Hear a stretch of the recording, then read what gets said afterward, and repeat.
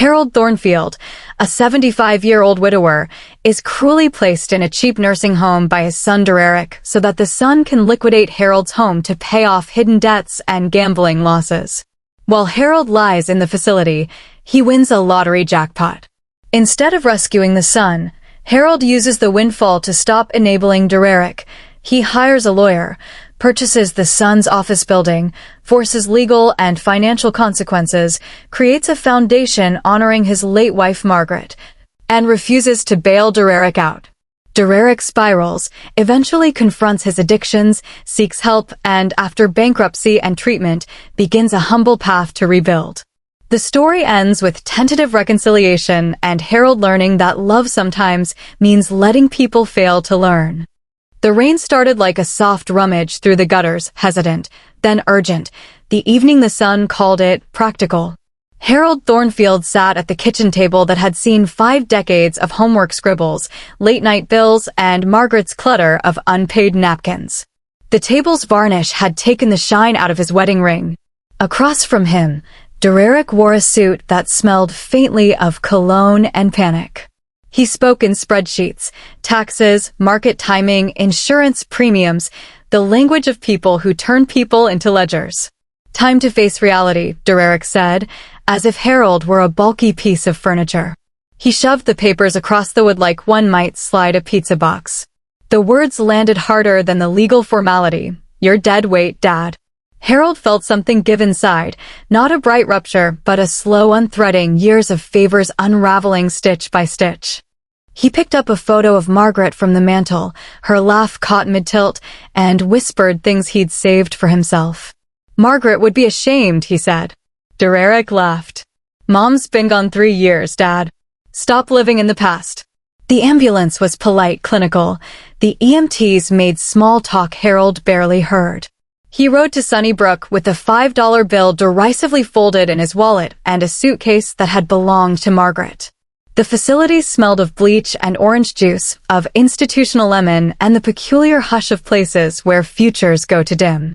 They put him in room 237, beige curtains, one framed print of a lake that didn't match any lake Harold had ever loved. Across the aisle, Frank Castellano, a former municipal judge with a knobby hand and a voice that still cut, watched Harold unpack. "Son or daughter?" Frank guessed without looking up. Frank had that judicial patience, the kind that judges used to mete out sentences and now use to keep loneliness at bay.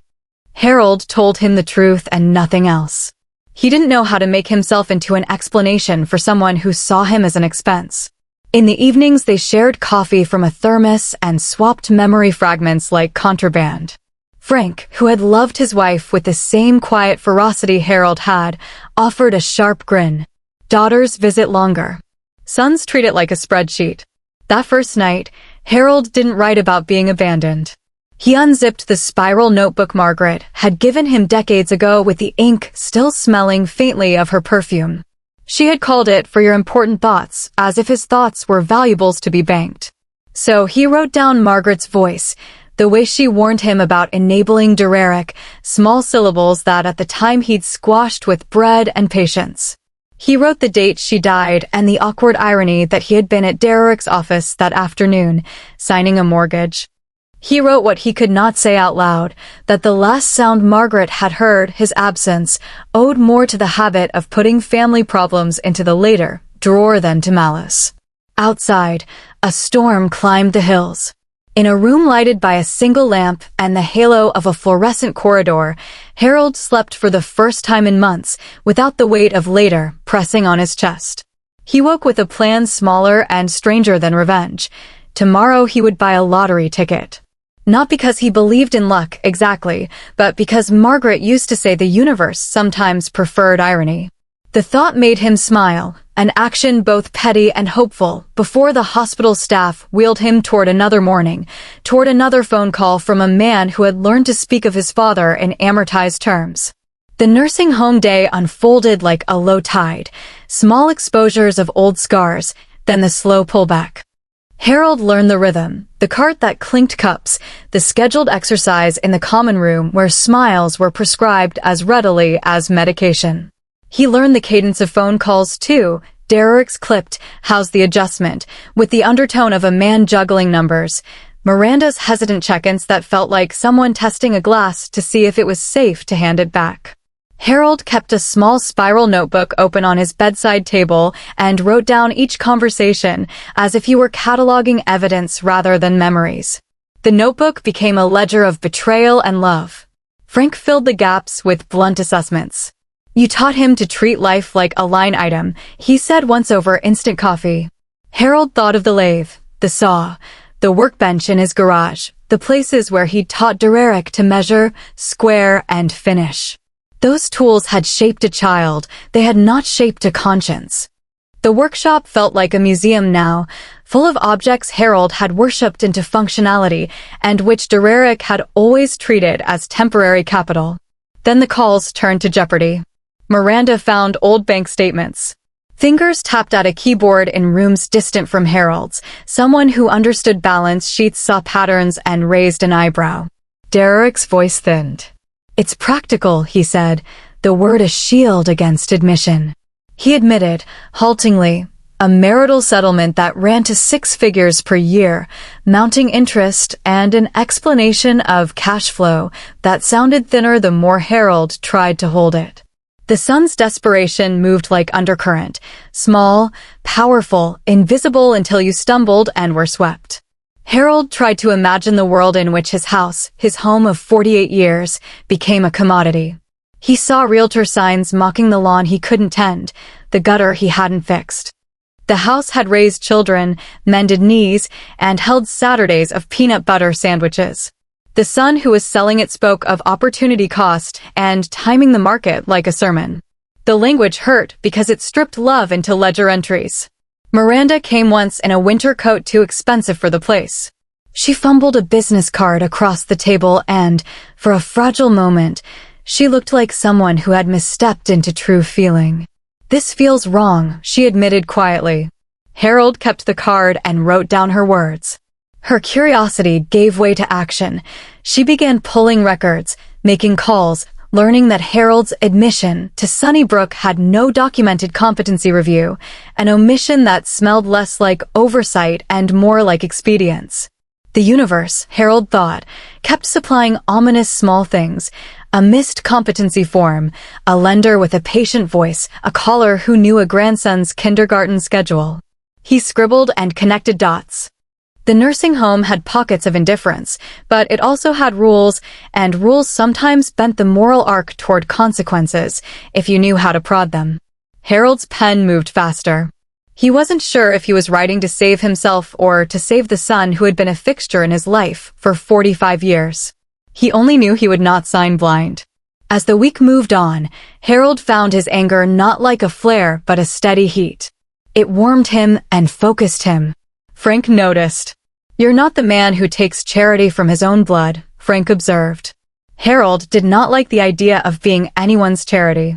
Yet he resisted grand gestures. He wanted leverage, legal muscle, a way to force honesty even if it meant making the son suffer the lesson Margaret had been pleading for. Margaret's voice braided into his thinking, the last coherent thing she'd asked of him, to stop catching their son when he fell. On a gray afternoon, Harold walked to a corner store with the $5 crumpled in his hand. The clerk expected the usual, milk, bread, the small ritual of commerce. Harold set the $5 on the counter and asked for a Mega Millions ticket. He picked numbers the way one picks memories, an anniversary, a birthday, a day of loss. He did not believe in miracles. He believed in the small rebellions that made living bearable, buying a ticket, writing a note, keeping a record. Then he folded the receipt into his spiral notebook as if it were a bookmark in a story he intended to finish. The television in the common room was old, its remote sticky with fingerprints and decades of neglect. Most residents were asleep. A few watched soap operas like sailors watching the horizon. Harold and Frank sat with the set's grainy glow on their faces, waiting for numbers to roll. At 11:47, the screen began to spit digits. The gallery of possibility paraded across the screen in unremarkable font. Harold felt more bored than hopeful, a man of days measured in practical regrets. The numbers landed like pebbles in a still pond. 0, 7, 15, 23, 31, 42, and then the mega ball. 0, 4. Harold watched, the ticket warm in his palm. He checked each number twice, then once more. Frank's face softened. The judge's habitual skepticism was gone. "You're looking at a different ledger now," Frank said simply. Harold laughed in a way that startled him. It felt audacious, absurd, like discovering an extra room in a house you thought you knew. When the claim was made the following week, the officials handled numbers with detached courtesy. The money was a calculation on paper until the day it became a lever. Harold kept the win secret at first. Some part of him manned a quarantine around his good fortune. It felt like contraband privilege, an illicit plot in the midst of institutional beige. He did not want to be a tale of sudden wealth. He wanted the windfall to be a tool with a precise purpose. The purpose revealed itself slowly and with surgical clarity. At Whitmore's office, 70 floors up, sunlight sliced the room into architectural law and soft rugs. Whitmore, a man who wore decades of custody battles like a second skin, listened as Harold read his notebook aloud. The nursing home intake, the missing competency form, the documented loans, Miranda's findings, Derek's confessions about alimony and gambling. The lawyer's expression oscillated between professional curiosity and pity. "We can do a lot of things with this," Whitmore said. He did not offer vindictive glee. He offered options framed in statute and consequence. Harold asked less for retribution than for teaching, a mechanism by which the son would no longer be insulated from the gravity of his choices. Whitmore's plan was precise in a way Harold appreciated. Buy assets. Quietly acquire leverage. Document exploitation. Establish a foundation with Margaret in its name.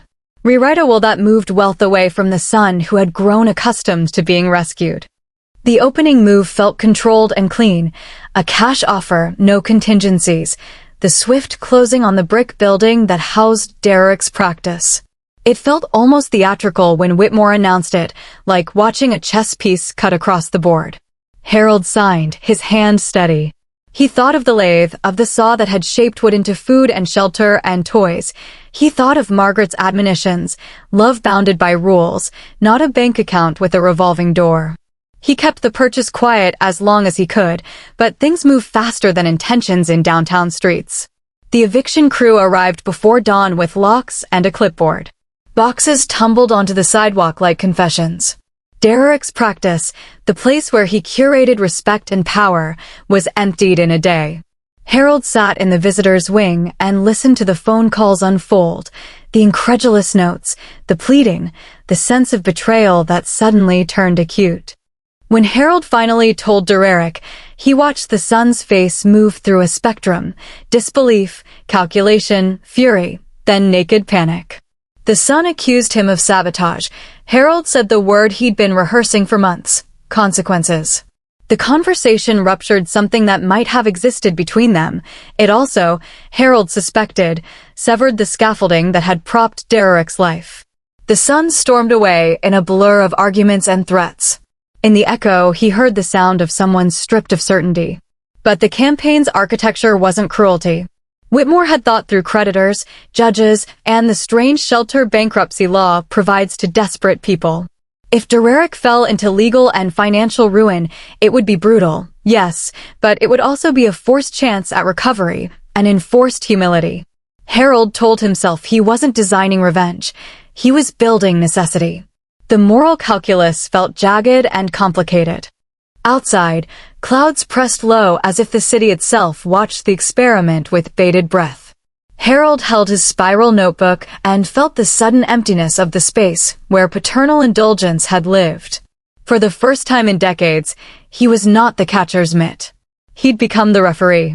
And being a referee is often indistinguishable from being a judge. Derek's life unraveled in a dozen small theatrics that added up to catastrophe. His office doors were locked, his clients' calls went voicemail, his staff shuffled out carrying armfuls of files with faces slack as if each folder carried a piece of their own ruin. He tried to buy time with frantic calls and frantic smiles that did not reach his eyes. The men who had loaned him money did not care for intention, they cared for timetables and collateral. Harold watched the panic manifest itself in his son's body, sleepless agitation, a tremor that manifested in everything from drinking coffee to running fingers through hair. Miranda pressed against him like a last board preventing collapse. She insisted on boundaries, treatment, honesty, financial oversight, or she would walk away. That threat shook Dererick in a way the threat of bankruptcy never had. Family, not status, was the durable tether he feared losing. Miranda's presence sharpened the story into a human dilemma. This was not just money and law, it was marriage, children, safety. The creditors grew louder. Anonymous calls became men at the door. Harold discovered that some loans came from people who were not placated by court orders. Some debts had been made to operators with other currencies of collection beyond law. The fear of physical harm moved from vague to proximate. Miranda moved the children to her mother's house. She begged Harold in halting urgency, "If you give him the money, you're only enabling. If you don't, he'll have to face this, but he might live." Harold heard the echo of Margaret's last lesson, the one about letting someone fall so they might rise by their own means. The moral scale tipped and tilted unpredictably. Dererick arrived at Sunnybrook like a man running out of cover. He demanded lies and solicitations that Harold declined to give. He tried to seduce the father out of principle. "You're my boy," Dererick urged. "You know I'll fix this." But Harold had, for the first time, compiled the ledger of favors and calculated the cost of one more rescue. "I won't be your ATM anymore," Harold said. The words felt less like a sermon and more like a cold policy decision, and Dererick's face hardened into rage. The old wounded child that never quite learned boundaries flaring. "You're going to let me lose everything?" The son's response arrived like winter. Eviction from their home, postponed hours as title issues crept into the closing. Lenders bristled. The closing that Dererick counted upon stalled. The men at his creditors' heels grew agitated. The criminal element Harold feared that Miranda had warned him about began to show teeth. A car casing the block. A man on a stoop who knew the children's school schedule. The stakes moved from financial ruin to physical danger. Harold's throat constricted. He called Whitmore and asked questions that had previously felt theoretical. Whitmore tightened the plan. Bankruptcy must be filed immediately if Dererick wanted anything like protection, but it required lawyers and assets and cooperation. The alternative was to watch him spiral into something that had no legal rescue, a private arbitration with violent consequences. Harold sat with the horror of being instrumental in his son possibly becoming homeless and vulnerable to violent men. The old ache of conscience returned with a velocity he hadn't expected. Margaret's last fear, that grace without limits had produced a dangerous man, felt both accusation and prophecy. Dererick, for all his bluster, broke on the room's plastic chairs. He admitted details he'd previously glossed over, money going to offshore accounts, bad runs at tournaments, private credit lines with brutal effective interest. He asked for the $2.6 million, tears wiping away a negotiated dignity. "I'll pay it back. We'll fix this," he promised with the desperation of someone bargaining with fate. Harold heard it and remembered all the other times he'd fixed it. Mortgages, startups, a marriage's legal fees. He remembered Margaret's angry, pleading face from years past. The choice pressed on him like the rain. Stop enabling and force life to teach its hardest lessons, or rescue a man who likely would replicate a pattern of destruction. Harold had already set his will, established the foundation, and purchased the building. Now the countdown tightened. Friday's deadline, the men's promised collection. He might be accused of cruelty. He might destroy his relationship with his son. He might save him. There was no obvious moral high ground, only the narrow path of consequence. That night, Harold sat with Frank under the mutual hum of fluorescent lights, and they listened as the city breathed. Frank asked, "You sure you can take the hate?" Harold's answer was quiet but resolute. "I'll take it if it saves him, or if it teaches him. Whatever it is, I will take it." Outside, a storm closed overhead like a curtain. Inside, Harold rechecked his notebook, the dates, the calls, the promises. He had engineered a reckoning. Whether it would heal or break remained a moral experiment he had elected to conduct on the man he loved. Friday dawned with the metallic tang of inevitability. The house closing that Dererick had hung his life on faltered on title issues. His palms went slick with sweat. The men at his heels tightened their timelines. On the street below, the city moved like a place indifferent to human catastrophes, taxis, a coffee vendor who didn't know any names, couples with umbrellas hatching small worlds. Harold felt like the city had chosen a role for him in a play he didn't audition for. Judge, parent, executioner, physician, all at once. Dererick arrived at Sunnybrook more ragged than Harold had ever seen him, the seams of professional composure shredded. He paced, talked in fragments, promised again to fix things, as if fix were a verb that meant the same thing to both of them. Harold watched the man he'd helped engineer crumble into calculation, then into please. Miranda called from the outside. There were men again. The kids were safe at her mother's. She insisted on bankruptcy and treatment. She sounded small and ironclad at once. Harold had arranged the final pieces like dominoes. The will had been filed, the foundation established in Margaret's name, the building purchase recorded under his name. Whitmore had prepared documents designed to document exploitation and deliver legal consequences. The plan wasn't simply punitive, it was designed to remove the scaffolding that had allowed Dererick's habit to keep chasing him like a shadow. Harold stayed calm with a clarity that bordered on savagery. He had done the arithmetic of grief and rescue and had chosen restraint over succor. When he told Dererick that the money would not be used to clear his debts, but would instead create the Margaret Thornfield Foundation for Elder Abuse Prevention, the son's reaction ricocheted between disbelief and possessive fury. "You can't do that," Dererick said, as if the transaction had been between strangers rather than blood. "You're my father." Harold saw suddenly how much of Dererick's identity had been tied to being a beneficiary of rescue. Stripping that away was like carving identity from bone. Dererick's final offer arrived raw and trembling.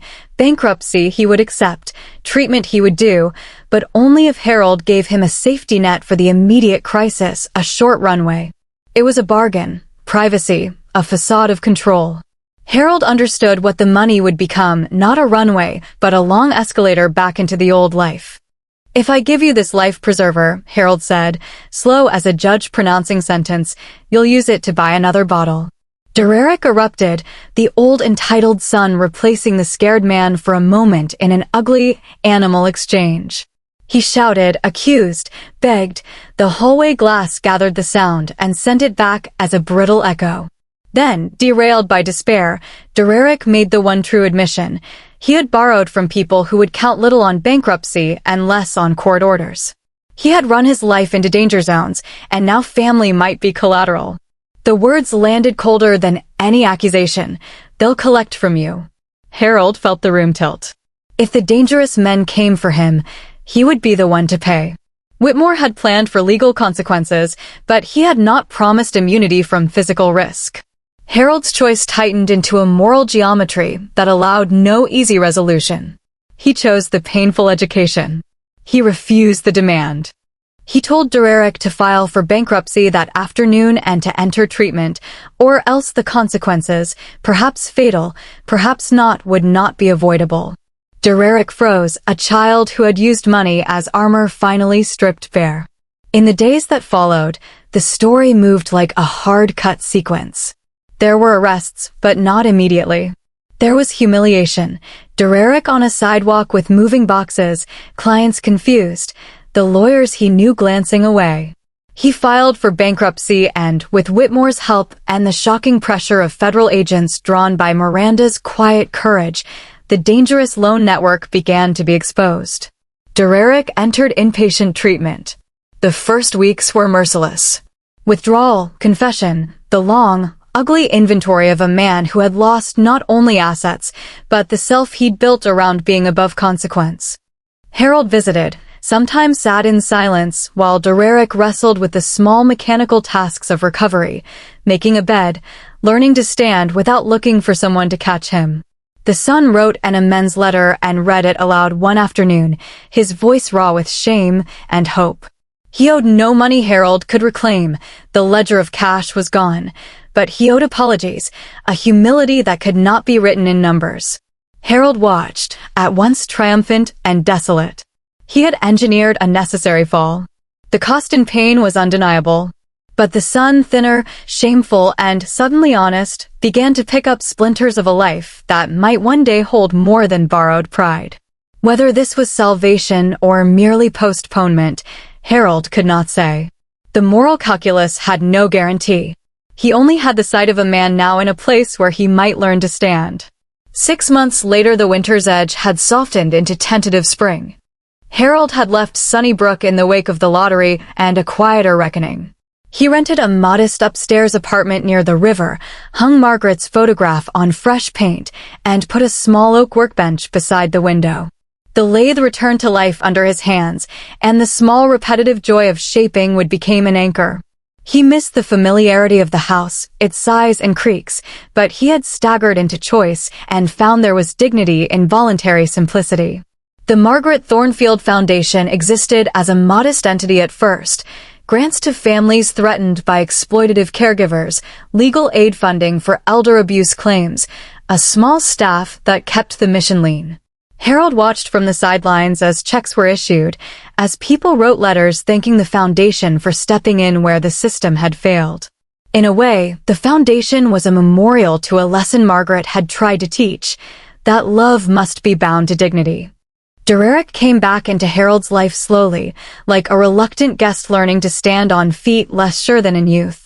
He had done the hard months of inpatient treatment, then group therapy and the inventory required in recovery programs. He came to visits bullshorn and tentative, shoulders narrower, voice softer. He read the amends letter aloud to Harold in a corner of the foundation's modest office, voice catching and then steadying. Harold listened and felt the old ache dissolve enough to make space for a fragile pride. "What do you do with the anger?" Dererick asked one afternoon as they sat outside a counseling center, the city moving past in its inscrutable ways. "How do you let go?" Harold paused. He thought of Margaret's soft correction that had once felt like blame, love with boundaries, she'd said, or else you teach them dependency. He realized the answer wasn't a single moral formula but a steady daily choice. "You carry it without using it as a weapon," he said. "You don't enable. You don't punish unduly. You let consequences teach where they must." Miranda remained cautious, but present. She and Dererick met in couples therapy with guarded hope. The children adjusted to smaller houses, different routines, a father who was not an ATM but sometimes showed up with pancakes on a Sunday. They were confused and resilient in the same breath. Healing, Harold learned, moved in circular ripples, sometimes outward in legal help, sometimes inward in apologies and small, repeated acts of dependability. One evening, in Harold's small apartment, Frank visited carrying a jar of coffee and a book of crossword puzzles. They sat by the window and worked the puzzles in companionable silence. "Do you regret it?" Frank asked, tracing a pencil across a half-filled grid. Harold looked at Margaret's face in the frame, at the lathe with its newly shaped chair leg drying on the bench. The question was less about legal maneuvering and more about the quiet moral calculus that comes in the later years. "Yes," Harold said after a long breath. "But only in small things." He thought of the first time he'd chosen to bail Dererick out and wondered at the hundreds of micro-surrenders that had accumulated. "I regret not seeing it earlier. Regret that it took a wound and a lottery for me to act. But I don't regret stopping it now." Frank nodded like a man who had read the verdict and found mercy in it. Dererick found work doing mundane law at a non-profit clinic, a job with modest pay and a sense of service. He and Miranda attended family therapy. The kids learned that parents could be fallible and reparative. The dangerous creditors were incarcerated or disbanded thanks to federal work Miranda's tip had helped set in motion. Bankruptcy had stripped Dererick of illusions and, oddly, given him a frame in which to rebuild. On Harold's mantel, between Margaret's framed photo and a small brass reading lamp, sat the crumpled $5 bill from years ago. He had kept it as a talisman, not of resentment but of the moment a man finally decided to choose boundaries over endless rescue. In the quiet of evenings, when he worked with wood and the lathe purred like an old engine, he sometimes found himself whispering to the photograph. "She was right," he'd say. then add, as if apologizing to the person across the years, "It took me a long time to learn." Life after consequence was an awkward choreography, gratitude braided with grief, small reparations replacing grand fixes, humility arriving after hubris. Harold sat on his porch one bright morning and watched Dererick walk down the block with a thermos and a work glove in his pocket, gestures of ordinary care. The sun had been leveled by consequence and rose with the odd scaffolding of recovery, apology, labor, therapy, presence. When Frank asked, "Think he'll make it?" Harold looked at the man who had once been his boy and answered with a tempered hopefulness. "He's learning the difference between failing and falling," Harold said. "Failing is a report card. Falling teaches you how to rise." Outside, the city sighed and moved.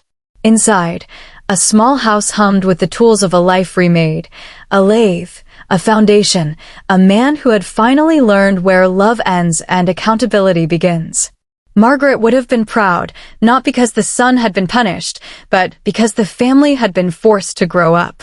Harold, older now and steadier in a way he had never been, turned a piece of wood on the lathe and watched the shavings spiral away like the old Easy Rescues. He felt lighter and strangely grateful for the truth that had cost them all so much to learn.